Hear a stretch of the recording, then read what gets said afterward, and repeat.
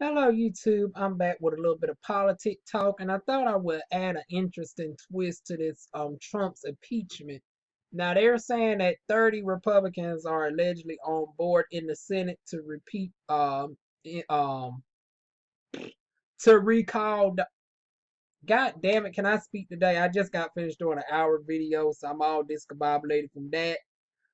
But they want to impeach Donald Trump, and there's an impeachment and a removal. Okay, so that's what I was trying to look for. I know I was trying to look for our word.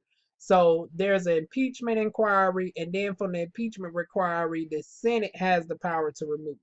Now in the Senate, they're saying that 30 Republicans are on board, and 11 Democrats are against. So there's 47 Democrats. If 13 are against it, that leaves 34 Democrats. 30 Republicans are on board, so that's 64. So we currently got 64. We need two more where there's a good substantial chance of Donald Trump being fully impeached. Because once again, the House can bring up impeachment, but the Senate would then have to go through actually removing him from office. But this is not what but this is the problem with that. People are not thinking about changing up their policy to combat against Mike Pence. Because if you remove the president, the vice president then becomes the president of the United States. So it's not as easy thinking that, oh, you have a slam dunk of winning the presidency if you get Trump out of there. Matter of fact, I think it might be more problematic because Pence is more of that established Republican that some of the evangelicals and all of them would love, and they would naturally go to him in place of Trump. But Trump is fucked up so bad that they're willing, if Trump is the president, they would go to pretty much the Democrats that can win them over. But if they try to impeach him and are successful in it, well, y'all, I knew it was gonna happen. I shit. I should have known it when I got through a whole hour video without no phone ringing, a knock at the window, or a knock at the door that it was gonna happen in this video. So it is what it is. So we was talking about the fact that 64 allegedly Republicans and Democrats are on board to impeach and remove Donald Trump. But they're not taking into consideration of aligning their policies to combat against Pence, who is the complete opposite and actually a little bit more ruthless than Donald Trump, because Donald Trump is arrogant, ignorant, very problematic, but I feel pales in comparison to Pence. So my thing is this: how does the Democratic candidates fare up against Pence? Because if you're serious about actually getting Donald Trump out of there, you actually have to darn on change up your rhetoric to go up against Pence. So it shouldn't be no more bashing Donald Trump. We already got to the point where we in an impeachment inquiry. If we are serious about actually getting him removed before the 2020 election, then I need to actually hear how y'all policies are going to go up against Mike Pence. So I took the time to actually look up his issues because I wasn't as familiar on him except for the fact that generally I know he's anti-abortion under any circumstance, and he's also a LGBT bigot. So going into some of his policies, he stands for Unborn Against Democratic Culture of Death, March 2019. Tiebreaker vote to defund Planned Parenthood, March 2017. And it's over 200 cases. I'm only going to name like the top 20. Voted yes on forbidding human cloning for reproduction and medical research, 2003. Bar funding for abortion under federal Obamacare plans, July 2010. Ban abortions for sex selection or race selection, December 2011. Prohibited federal funding for abortion, May 2011. So pretty much anything that's for banning abortion, he's pretty much on for me. With the earliest bill that I'm seeing him his all the way back in 2003. and that was voted yes on banning partial birth abortion except to save mother's life. Well, I would love to know what his thoughts on with this Alabama and Texas case where they will even put the mother's life at danger. I would love to see what his thoughts on that is.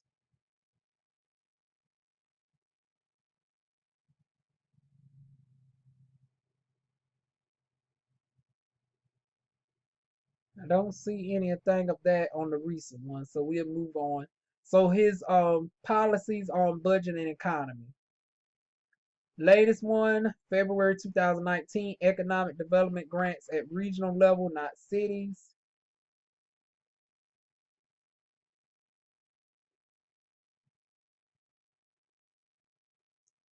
Voted no on modifying bankruptcy rules to avoid foreclosure 2019. So that was during the housing crisis. So you know who the majority of them affected.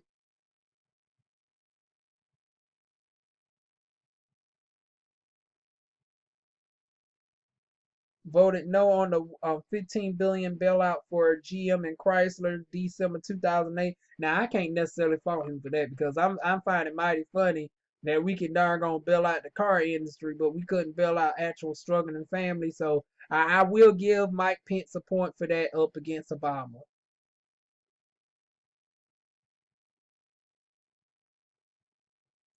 Okay, now here we go into civil rights. So of course LGBT, honey. Supports conversion and anti-LGBT extremism, August 2018. And once again, I'm actually reading this from the official site, so this is not stuff that I'm just pulling out my behind. I will leave the issues right here on the issues.org. This is all that I'm looking at. So when people think that I'm just saying that he's anti-LGBT and he supports conversion therapy, this is actually his own points right here. Pro-business environment, the better for wages than equal pay. Opposes pay equality, closes wage gap by growing economy, April 2016. Civil rights must be balanced with religious freedom. But once again, I thought we are supposed to be a country of diversity where everybody can celebrate their religious differences and or non-religions. But once again, you're trying to force somebody to um, follow civil rights under the brand of your particular religion. But then you would be the same person that would bitch and complain about somebody forcing same-sex relations and stuff like that on you. Black. You see, this is what I don't get. You don't allow LGBTs to marry and be themselves and live their lives. You don't support anything for the progression of anybody other than white older men because we don't see one issue of you talking about black people, Latino people, Asian people, nor Native American. Everything is surrounded by abortions, evangelical, Bible rhetoric. I guess it wouldn't be that hard to get rid of your ass, but let's go on. Listen to the merits of debate on LGBT rights, October 2015. Religious Freedom Act is not about LGBT discrimination. Okay, that's what you say. Voted against the expansion of the hate crime bill protection, which was May 2007. Voted no on prohibiting job discrimination based on sexual orientation. Now, it's mighty funny.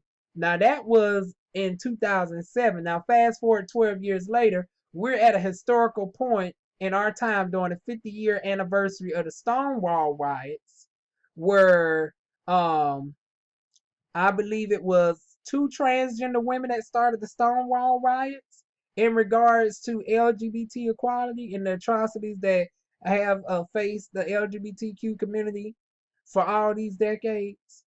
Where if we can respect people's differences of religious beliefs or non-religious beliefs, sexual orientations, this, that, and the third, and if it really doesn't matter what somebody does in the privacy of their own home, why are you judging people of their work performance based off of what they do in their private lives? See, this is the shit that I talk about. Because once again, how is you even classifying if somebody's gay or not? Because I feel some metrosexuals might be thrown in the bus underneath this. Obviously, if somebody is married to somebody of the same sex, if there's two gay guys, two women, that's going to be the obvious right there. But it's like just because somebody's married to somebody that you don't prefer, that's not professional for the workplace. Like I'm trying to figure that shit out. Like what are they doing? Are they making out in the workplace? Because I would think that would be forbidden for anybody. So once again, why is it that what justifiable reason do you have to fire somebody for being gay or trans? And for the people who say, well, who would know anyway? The fact is, it shouldn't even be a matter of who somebody knows or not, just based off of the fact that if it's even applied that you're gay or trans or lesbian, that you could be fired. That's the problem. See, it's too many people wondering, like, well, how would they know?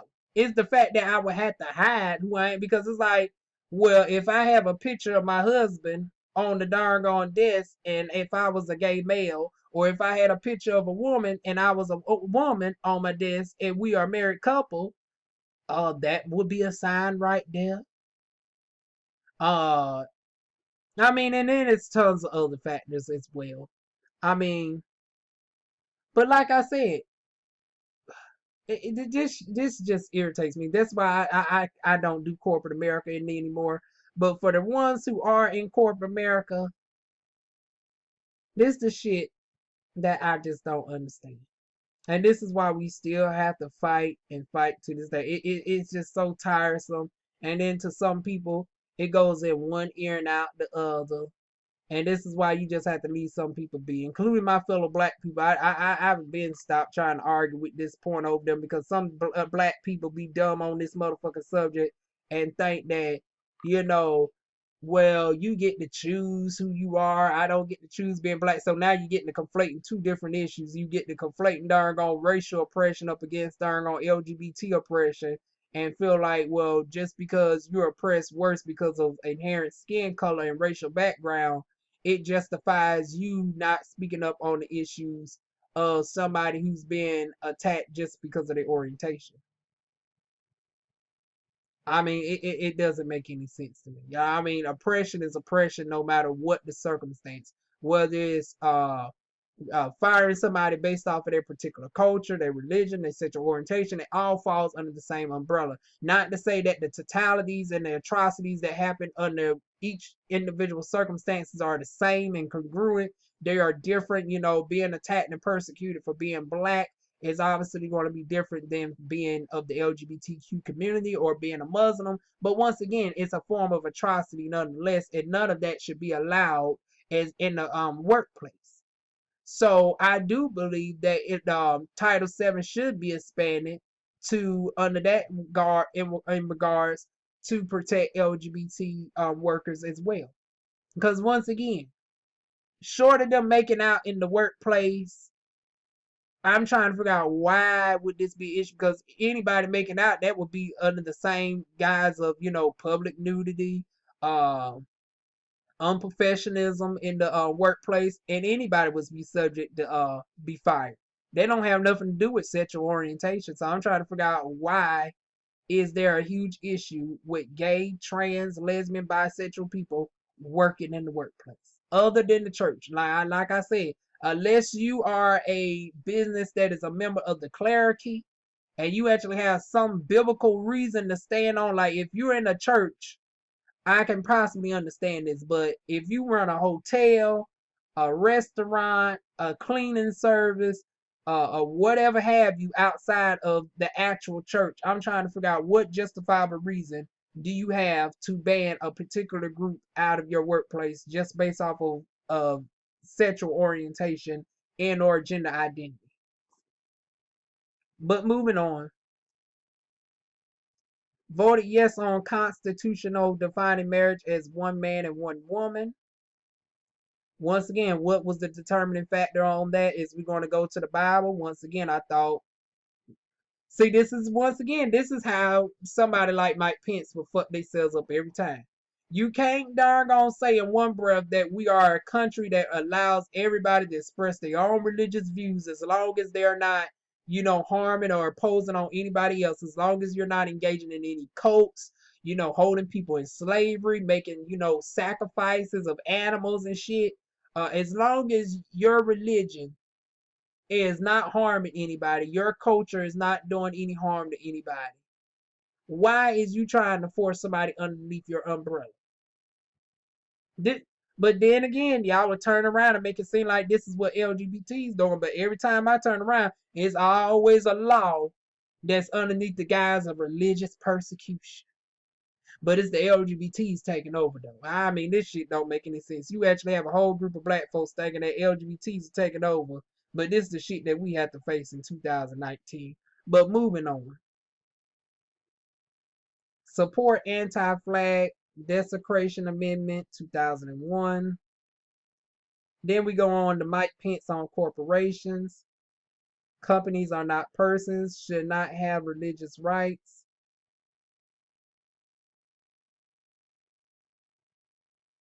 Voted yes on replacing illegal export tax breaks with 140 billion in new breaks, June 2004. Mike Pence on crime, require police to wear body cameras. That was a recent one, November 2016. But once again, everybody's talking about requiring to wear body cameras. It don't mean shit if the body cameras are not turned on. Like, what's the point of having a body camera? See, that's that semantics. You're talking about all police officers should wear body cameras. That's not synonymous with having the cameras also turned on. That is also not synonymous in making sure that those cameras are reported to the public within a general amount of time. We, the people, are the ones paying for the cameras in addition to your wages. So I'm trying to figure out, why do we have to go through such extensive channels even after the investigation is done to see the actual footage? Now, I understand that during an open investigation, you cannot necessarily release murder footage that has transpired on camera. You actually have to wait until an investigation has ensued and has concluded before properly releasing that information to the public, so it does not skew the investigation. I understand all of that. Having family members who are judges, cops, senators, House of Representatives, I understand all the legal parameters when it comes to shit like that. But I'm trying to figure out, after all of that has transpired, why does it still take a time and a day for the American people to become primitive to the doggone actual evidence at hand on the camera, if the camera was on? And even when the camera is on and then the American people see it before our own eyes, how come the cop still somehow is able to get off? Nobody answers that question. Is it because the cop is also friends with the magistrate that is actually prosecuting him? And the DA is also good buddies with the friend of the officer that is on the prosecution, and that is easy for the officer to get a tip to the bailiff to find out the addresses and other personal information of the 12 jurors that is prosecuting them. So then we have jury intimidation, which is why, hence, that's why I made mention that there should be a special prosecution that cannot be intimidated for cases like this. Because I'm trying to figure out, in cases like this, why regular citizens would be put in a situation to even try to try a cop. Because that's a situation where you might have your life in danger, and there's enough, cause to believe such. Because you expect me to believe with the latest murder of Joshua Brown, who was in fear of his life to even go to the court to testify in the Amber Geiger case, he winds up dead 2 days later on a drug deal gone wrong. But the culprits came from Louisiana, and from what I'm hearing, Louisiana's a little bit laissez-faire on actual marijuana, but they came from Louisiana to Texas. Like, how much drugs was in question? Because you can't tell me this was all over a dime, on a dime bag, or a $100-200. You telling me a group of people spent several $100s on a plane ticket or hundreds of dollars of gas to travel from Louisiana to motherfucking Texas, Houston, all the way from Louisiana to Texas, over $20, $40, $50, $100 in weed? Hell, I don't even see nobody going that crazy for crack cocaine. So this is why I said a special prosecutor is definitely needed in cases like this. But that's a whole nother story for a whole nother day. Mike Pence on the drugs. It's mighty funny that we was talking about drugs and now we on the drug section on this. So 2016, Indiana would be tough on narcotics and drug dealers. Do not legalize pot is a gateway drug. I don't support legalization of marijuana. That's 2014. Voted yes on more funding for Mythico to fight drugs. Okay, I can give him a point on that one. But let's get into this gateway drug and how this can easily be debunked. Matter of fact, most people only smoke crack cocaine, and I'm telling you from a person in the hood because it actually burns out the system faster than marijuana. Marijuana, because we actually have natural cannabis receptors within our human anatomy. Let me go ahead and break down the medical facts for you, Mike Pence, and the darn evangelical supporters. Okay, number one, marijuana is a plant that comes from the earth versus a lot of these other ones are chemical manufactured pills such as your Percocets, your Oxycontins, and your Vicodins, where you could take one pill too many and you could overdose and start foaming at the mouth. But it has actually been proven that you cannot actually overdose on pure marijuana. You might eat up your whole kitchen. You might darn on throw up and vomit. You might get a little bit lightheaded. You might have to darn on lay down. You might have some cramps. But nobody has actually been shown to die off of pure marijuana because once again, your body actually has natural cannibal receptors for marijuana. Hence why it is stored in your body a lot longer than any other drug because your body cannot recognize crack cocaine. It cannot recognize heroin, even though if heroin is made from the poppy seeds, it's not meant to be digested in the body. Hence why it squeaks itself out of you as fast as possible. That's why most drugs tend to leave the human body within 72 hours, but marijuana tends to stay in your system upwards of 4+ weeks because your body can actually store the marijuana and actually utilize if it didn't, we wouldn't actually have cannabis receptors in our body that can take marijuana. Second thing is, once again, the states that are starting to legalize marijuana, you might see that there is also a significant correlation in decreasing drugs. So it's actually the opposite because people who are in states that legalize marijuana are no longer having to take crack cocaine. They only went up to crack cocaine because it for work purposes it actually is easier to clean out your system than marijuana. But given the opportunity between marijuana and crack, most people will actually go towards the marijuana instead. So actually, if you wanted to decrease the fatal deaths, it will behoove you to actually legalize marijuana quicker than trying to penalize it. You're trying to schedule it as a class 1 drug up there with crack cocaine and heroin, but marijuana is actually shown to be less dangerous than actual pills that you prescribe every day. Your Percocets, your Vicodin, your Oxycontin. This is what you prescribe every day, and you allow the pharmaceutical industry to run rampant with the overproduction of these darn on pain medications. But you want to penalize this natural plant that has shown to be far more beneficial, but the pharmaceutical industry don't want to allow it. Why is that? I wait. So do you still want to make the argument that marijuana is a gateway drug? Because I can go all day on this topic. But we got a lot more to go through with you, Mike Pence. We'll drag you on marijuana laws in another video, honey. So now we got Mike Pence on education. Pro voucher, so parents decide how to educate their kids.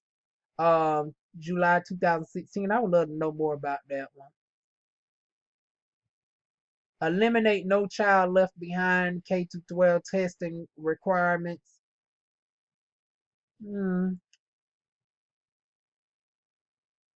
Voted no on requiring states to test students.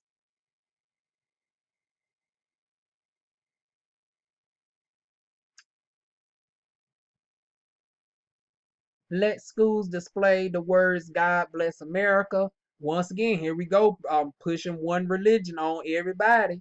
So just fuck the darn on Muslim kids, the atheist kids, the pagan kids, the Jehovah Witnesses, anybody that's not under the Christian umbrella. Once again, it's subliminal of us all under the guise of one religion, and you secretly darn on pushing your laws underneath the guise of one religion. But we supposed to be a country where we supposed to allow everybody to express all their religions. Once again, let it make sense, evangelicals. Which one is it going to be? But y'all be the same ones darn on preaching, because just like my ignorant black folks that like to be homophobic, y'all be the same way talking about somebody's pushing something up on you. But I'm noticing that the only people darn gonna pass a law is forcing somebody to darn gonna do something and acknowledge something. Because I remember in school, if you didn't stand up for the motherfucking darn on flag at the God Bless America part, at the darn on Star Spangled Banner, which the darn on writer of the shit said he wasn't for black people and was actually for pro-slavery. But if my black ass didn't stand up for the darn on Star Spangled Banner, you wanted to send me to darn on inexcused suspension. But you want to talk about LGBT pushing something up on people, though. Once again, let it make sense. But let's continue on. We about to do a whole half-hour segment just off of darn on deconstructing the bullshit with Mike Pence and his many policies. And once again, I'm reading all of this right now on onetheissues.org. And I'm just skimming through. It's over 200 some issues. We don't got the time. This be a 10-hour darn on video, and I don't got that time, honey. So Mike Pence on energy and oil.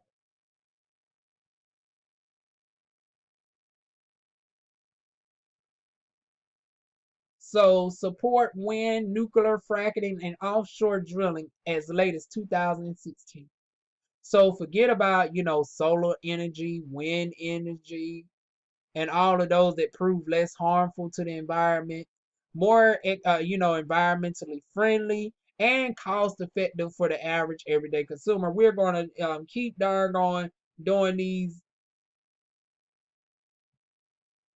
fracking. Now he did support wind. I will give him that. He did support the wind, but the nuclear and fracking, really?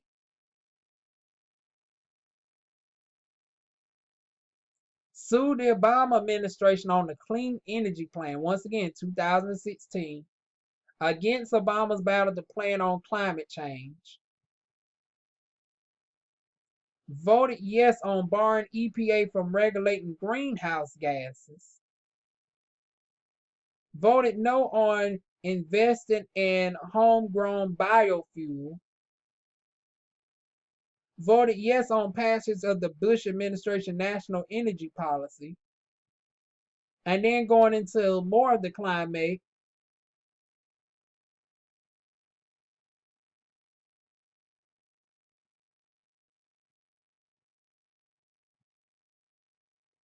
Okay, bypass that one. Family and children.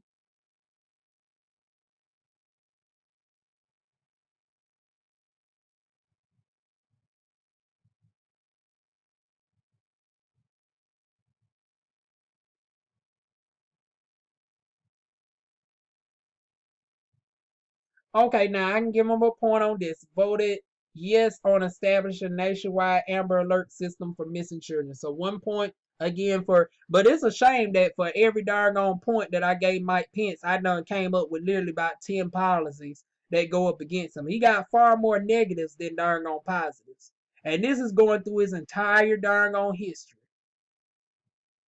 Mike Pence on foreign policy. Oh my goodness. This list just goes on and on. Like I said, I'm skimming through it. It's like for everyone they got like 50 some policies, and I'm naming like 3 or 4 out of all of them. Never apologize for who we are and what we stand for, January 2012.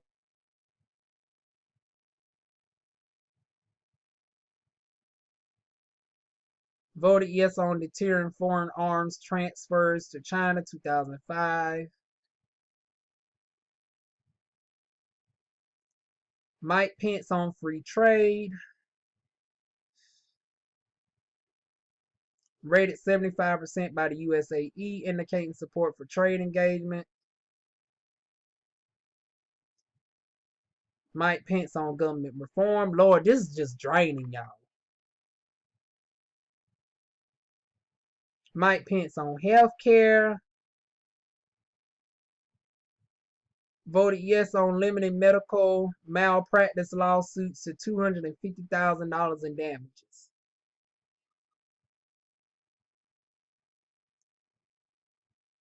Voted no on overriding veto on expansion for Medicare July 2008. Mike Pence on immigration. Close asylum loopholes, 90% don't show up in court. And that was June of 2019.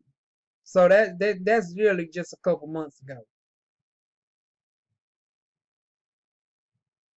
Muslim country ban has solid constitutional foundation. February 2017. What constitutional foundation do you have to ban a particular group of people based off of their religion? Yet we supposed to be a doggone country of expressing diversity. Once again, I'll wait.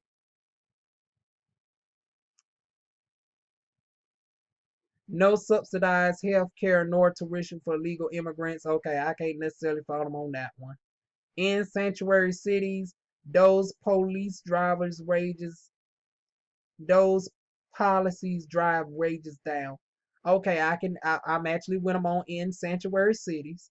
Once again, I'm being fair on the guy. So when I get hard on this motherfucker, don't say that I'm just being inherently biased, because a lot of people, when they see somebody like me get up on Mike Pence, they like to think that I'm just going off the fact that he's anti-LGBT, this, that, and the third. Honey, there's a lot of darn gone presidents that never supported LGBT rights that I can still find some good points in. But Mike Pence being a potential presidential nominee is definitely not one of them. So when I go through his long list that I'm summarizing, that is 32 minutes. It's a shame that a summary is going to be an hour-long video. I can't even get into the policies of, comparing them to other candidates by just going through his extensive list of atrocities that extends outside of LGBT. So it's not just LGBT. He's a problem for everybody in America. The fact that he's completely against darn on more environmental healthy alternatives such as wind, well, for the exception of wind, but he's against solar power energy. He's against water energy. He's still for fracking. Now I can give him a little reprieve on, the sanctuary cities and all of that. I'm not for the sanctuary cities either. But the fact that you're not even willing to set up the proper channels to make it easier for them to come through the legal checkpoints, and you're making it harder on them in that area as well, I think is problematic. The fact that you're also penalizing the children who were brought here by no fault of their own, and you're not giving them a chance. They done been raised all their lives, and now at 18 years old, you're trying to send them back to a country where they don't know nothing. They don't even know how to speak the language. I think that's very problematic. I think in those cases, as far as the DACA children, they should be expedited to the beginning of the line, since they already was raised up in the American educational school system. They should not have no problem knowing about the states and all the answers that would be on the citizenship test, and they should be granted their licenses. They have not committed any crimes. So for the ones who are students who are now grown, why can't you just expedite them to the head of the expedition line and give them the right to become American citizens, since they already lived here and shown not to be a problem all this time? Why not just darn on facilitate the paperwork to be quicker for those people, while also banning the sanctuary cities? So I'm for darn on doing both, but not just for darn on just penalizing everybody whose name is Pedro or last name is Fitzgerald or Rodriguez. Anybody who sounds or look Hispanic, oh no, bitch, we got the darn on quarantine. You put you here for 3 weeks and all this, that, and the third. No, but I don't hear nobody in Mike Pence's camp pushing back against that type of bullshit that they do.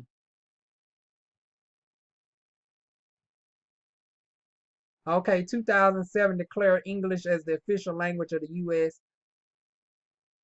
You telling me that we never consider English as the major language? I thought it's always been the major language. It's a shame that somebody actually had to put in a proposal for it to be considered the major language. Like, I understand that we are a land of diversity and I'm for welcoming all people, but I thought that should have been noted that we are a English speaking country. Like, so I'm surprised that he even had to put in a request for that one, but okay.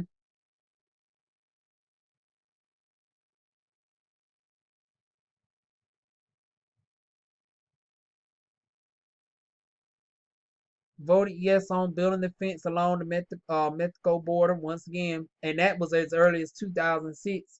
I don't see what point of that is going to do for the ones that is already here. First of all, number one, number two, the ones that can just come in through the legal checkpoints and overstay the visas and still overcompromise this. Once again, we got to come up with more proper punishments for the ones who actually are, making it harder for the good immigrants who actually want to come and do, right, and sign up to become a citizen by, the proper paperwork. We got to actually extend sentences sentences for the illegal immigrants who come here and make it difficult for the ones who are coming here to do right. Instead of trying to put up physical barriers that just cost money and don't really do nothing. It's just it's a mild deterrent at best, but it does not permanently stop the problem from happening. Just putting up a wall does not solve the problem. It might slow it down a little bit, but it does not permanently address the ones who are able to get around the wall. You need to actually have stiffer and harsher punishments for the ones who are habitual offenders as opposed to trying to create, obstacles. Instead of just trying to create obstacles and trying to avoid the actual harsh, punishments, we actually do need to go there with the harsher punishments.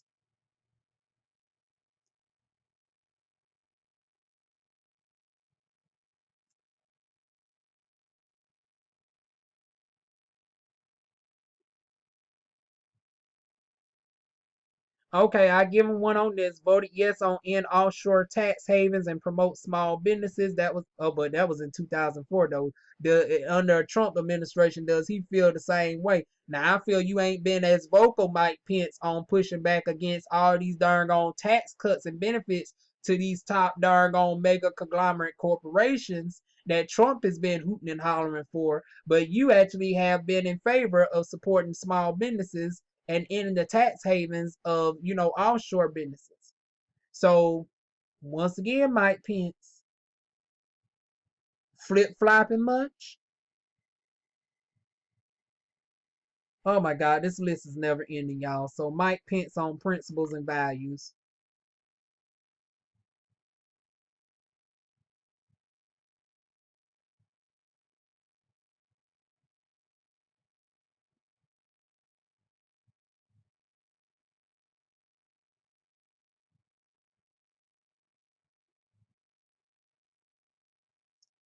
Religious Freedom Restoration Act protect religion. What religion do you have to protect though?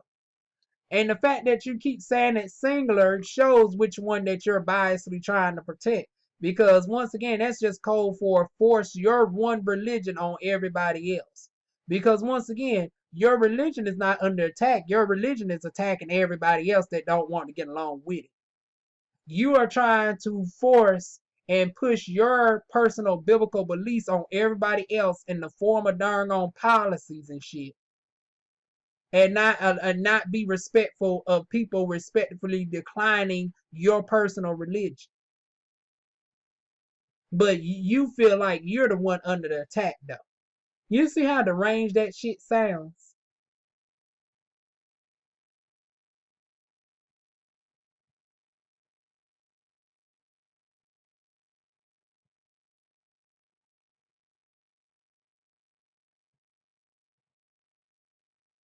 So Mike Pence on Social Security rated 22% by the ARA, indicating an anti-senior voting record.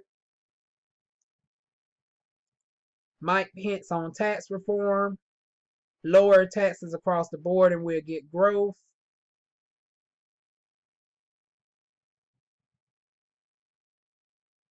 and that was 2015. So before he hooked up with Donald Trump.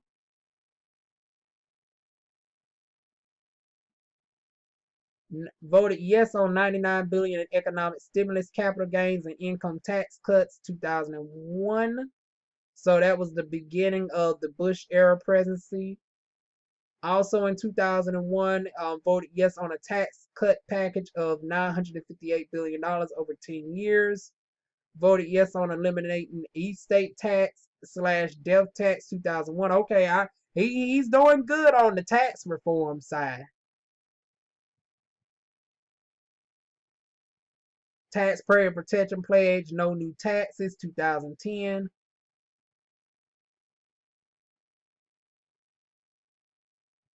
Replace income tax and estate tax with 23% sales tax. January 2011. Okay, now that's one I got to look more into because I got the factor in how much is the estate tax and the income tax is where the 23% would potentially be better. So I got to look more into that one. So then we got Mike Pence on technology. So this is going to be an hour-long video just breaking down all his policies at this point.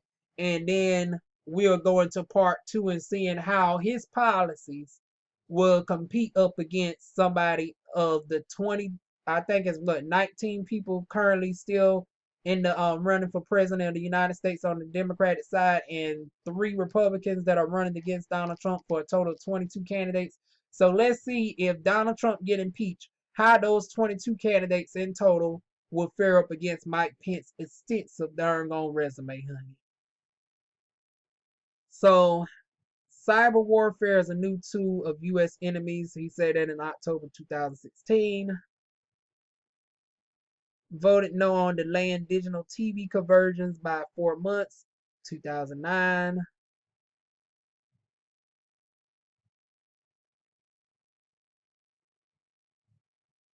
Voted yes on banning internet gambling by credit card, June 2003.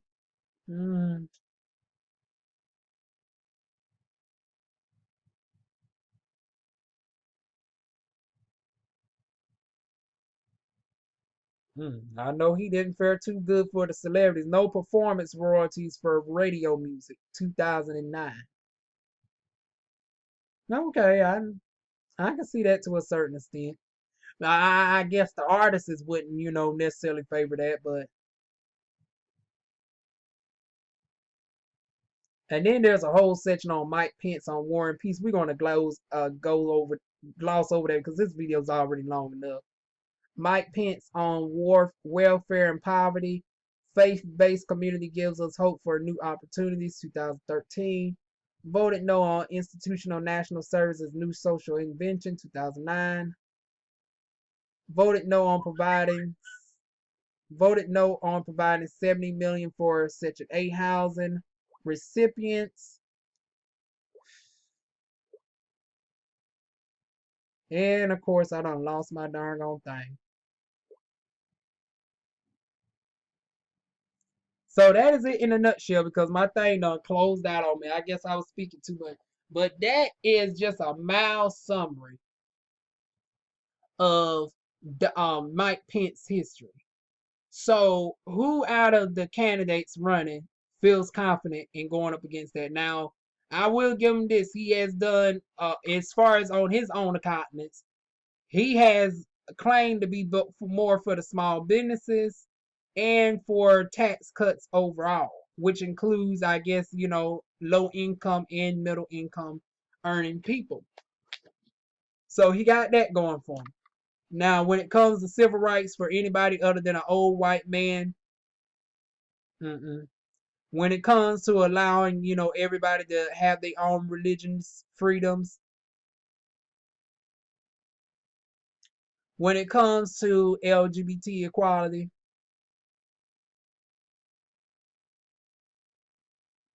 so pretty much now it's a matter of, does all his other policies that he has done, would that make him a tough candidate? Sadly, I'll say yes. It's enough racially complacent white people. White people make up 60% of this country. A lot of them are still racially complacent. So Even though the majority are not racist, the sad thing is some of them will self-centeredly vote in their own interests instead of for the betterment of all American people that, inhabit the United States of America. So they will, look at his policies that might affect them in their immediate household, but not think of it from the macro sense of, is he a president that's for all the people, not just a president for you and your family because you're white and you make $250,000 and you're, God fearing people, but do you see him being fair and impartial towards the well being and the benefits of everybody in America? So that got to be the talking point right there on the Democratic aisle, where Mike Pence is not good at representing anybody. He's not. Who do I think personally will have a good chance of going up against him? I would say surprisingly Kamala can probably go toe to toe with Mike Pence. Not so much Donald Trump, but I will give her hope for Mike Pence. Cory Booker, I don't know. Cory Booker might darn on slip up and get to talking like he grew up in the darn on hood from that life, talking about what you don't know about the flavor of the Kool-Aid, but bitch, you would never brought up on Kool-Aid eating in your high dollar living darn on house. So Cory Booker, not so much. Andrew Yang, I could definitely see it. Marion Williamson,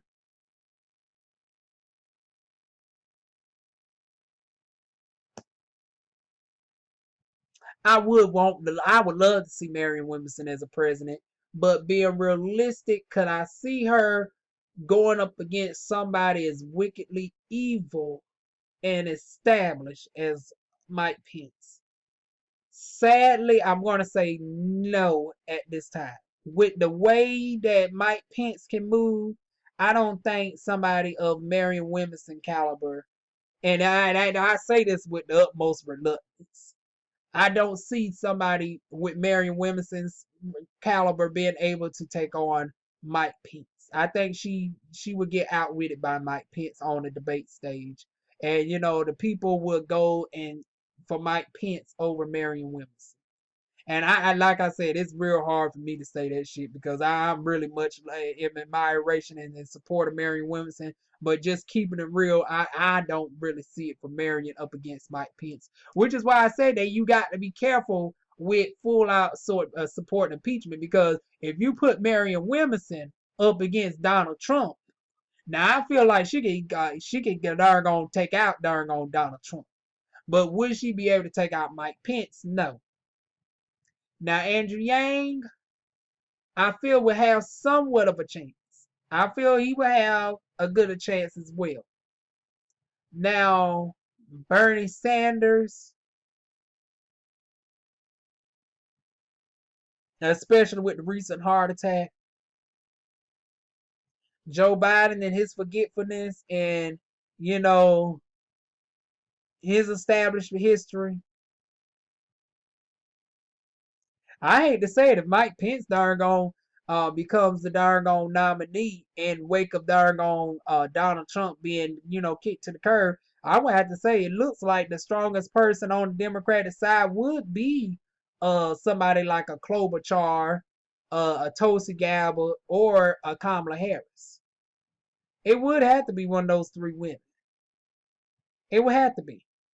And as far as Joe Biden and Donald Trump, I mean, Joe Biden, like I said, with his memory impairment looking like he's suffering from early onset Alzheimer's, he's forgetting what state he's darn on campaigning in at any given time.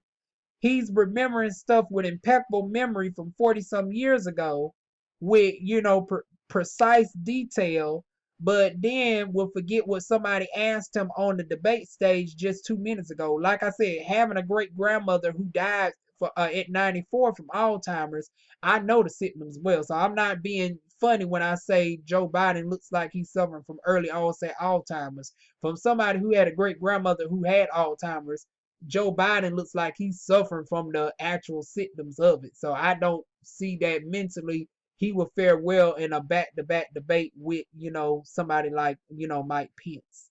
I really don't see it. And like I said, Bernie, he's a little bit too radical, flip-floppy, and liable to darn gonna have another heart attack. So I would say Kamala Harris, Klobuchar, or Tulsi Gabbard, along with Andrew Yang, might be the most successful as far as Buttigieg. Nah, now I'm all here for an LGBT president someday, but Buttigieg is not the one, honey.